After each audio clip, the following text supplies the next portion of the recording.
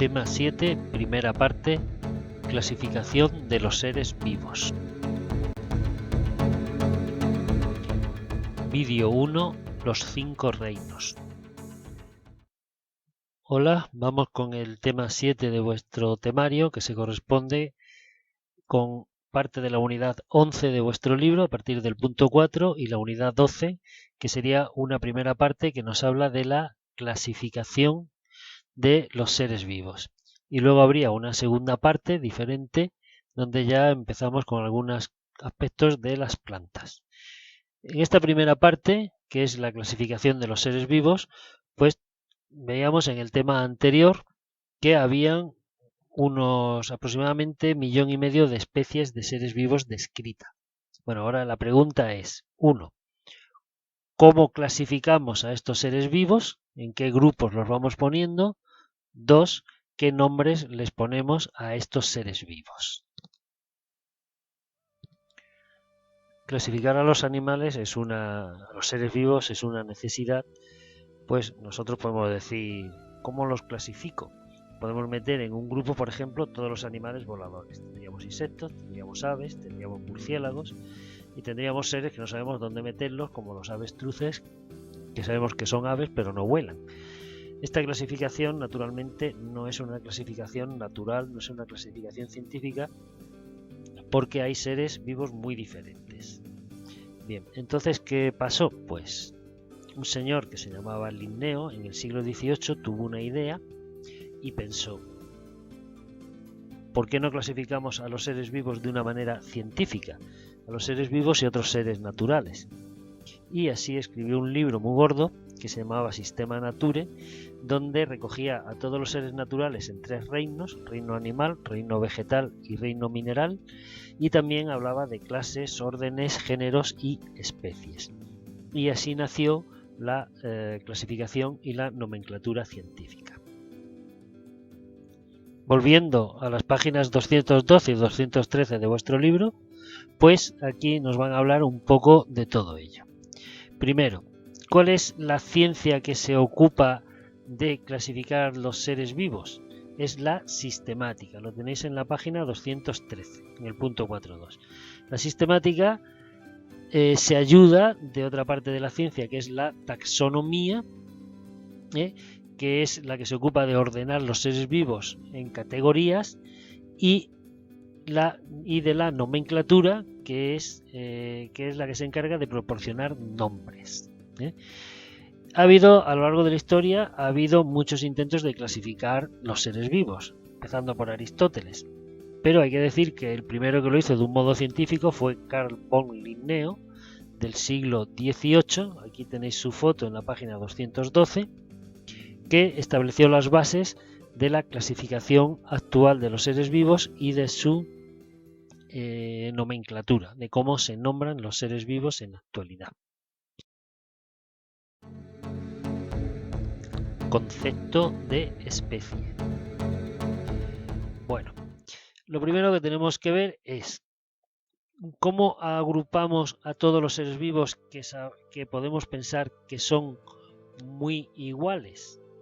Pues a eso es lo que le llamamos especie. Y para hablar de lo que es una especie nos tenemos que ir al tema anterior, que dejamos ahí, lo dejamos en el aire para verlo ahora. Si nos venimos a la página 184 de la unidad 10, pues ahí tenemos cuál es el concepto de especie que se maneja actualmente. Dice, la especie es una categoría taxonómica que representa la unidad básica de cualquier sistema de clasificación de los seres vivos. Sin embargo, resulta difícil precisar qué es. ¿Cómo se dice actualmente lo que es una especie? Lo tenemos aquí al lado. En la actualidad el concepto más empleado es el de especie biológica, que define a la especie como un conjunto de organismos que comparten un patrimonio genético y solo pueden tener descendencia fértil si se cruzan entre ellos, es decir, mantienen un aislamiento reproductivo, como vimos en el tema anterior, por cualquiera de los medios físicos o de otro tipo, sobre todo de otro tipo. Bien, ¿qué significa esto? Pues decir ¿quiénes pertenecen a la especie humana? Pues todos los seres vivos que pueden tener descendencia y esa descendencia es fértil. ¿Quiénes son todos los gorriones? Pues todos los pajarillos que se pueden tener descendencia entre sí y esa descendencia es fértil. Y así podríamos seguir. ¿El burro y el caballo son especies? No, porque si se cruzan entre sí tienen mulas y las mulas no son fértiles, por lo tanto no son de la misma especie.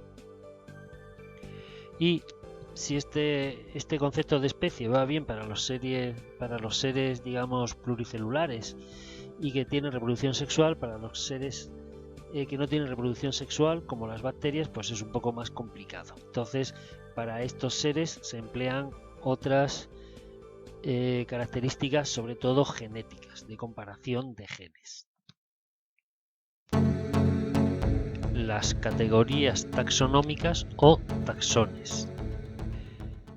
Y una vez visto lo que es la especie, pues vamos a ver cómo se van agrupando los seres vivos, primero naturalmente en especie, luego todas las especies que son más o menos iguales en otra serie de grupos, luego en otro, que es lo que tenemos aquí en la página 213 en este esquema de arriba a la derecha.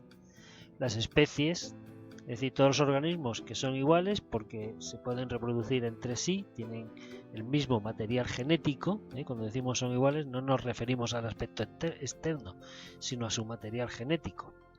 Pues todo esto constituye una especie. Las especies que son parecidas constituyen un género. Los géneros, los grupos de géneros que son parecidos constituyen una familia. Las familias que son parecidas, un orden. Los órdenes que son parecidos, una clase. Y las clases que son parecidas, un filo o una división. Filo normalmente se utiliza en animales y división en plantas. Y todos los filos o división que son parecidas se agrupan en un grupo mayor que es el reino. Y luego pues ha aparecido últimamente el término dominio, que hablaremos un poquito más adelante. Entonces esto es cómo la taxonomía distribuye a los seres vivos en especies, géneros, familias, órdenes, clase, filo, reino. La nomenclatura binomial. Bien. Luego viene la segunda parte, que es ponerle nombre, es decir, vamos a ponerle nombre a las especies, a los géneros, etc. Ello también tuvo que ver Linneo, que fue el primero que estableció lo que se llama el sistema de nomenclatura binomial, que consiste en poner a cada especie dos nombres. El primero, el del género, y segundo, el nombre específico o de la especie. Vamos a ver esto de los nombres aquí con este ejemplo que tenéis en el cuadro de la página 213. Empezamos por la derecha por esta planta. Esta planta que es un quejigo, nombre vulgar, y vamos a ver qué nombre científico tiene, qué nombre binomial. Si nos venimos abajo de todo vemos que se llama Quercus faginia. Quercus sería el género, faginia sería la especie. Como vemos, se pone con mayúscula la primera palabra, la del género, y con minúscula la del segundo. Y si estoy escribiendo con el ordenador se pone en cursiva, y si estoy escribiendo a mano se pone subrayada. Si no se hace así, está mal. Y subiendo hacia arriba, pues ya voy viendo a que el género Quercus faginia, la especie Quercus faginia, a qué género pertenece, al Quercus, a qué familia, a qué orden, etcétera, hacia arriba. Con el perro ocurre lo mismo.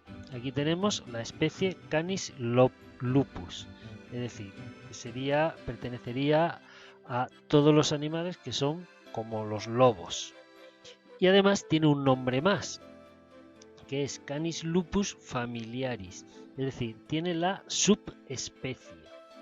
Quiere decir que dentro de esta especie de Canis lupus, pues hay varios tipos de individuos que ya se han diferenciado genéticamente, pero no tanto para constituir una especie nueva. Entonces aquí tenemos al Canis lupus familiaris, que es todo lo que llamamos perro. Los 5 reinos. Y seguimos, pasamos de hoja. Y aquí en las páginas 214-215 pues nos habla de cómo se establece la clasificación de los individuos, comparando su evolución, comparando su ADN, su morfología, incluso su fisiología, y así se pueden establecer árboles filogenéticos, es decir, con qué animales están emparentados los distintos animales. Vale, todo esto os lo leéis. Y en el punto 5.2 de la página 215 pues nos habla de la clasificación, cómo se ha ido estableciendo. Hay que decir que esto de la clasificación está en evolución. Lo que ahora os vamos a decir es lo que está establecido actualmente, pero que ya está en revisión, y hay autores que ya quieren que la clasificación cambien los grupos y se establezcan, porque conforme se van haciendo descubrimientos genéticos y otras cosas, pues todo esto está en continua revisión. Hasta finales del siglo XX los seres vivos se clasificaban en animales y plantas.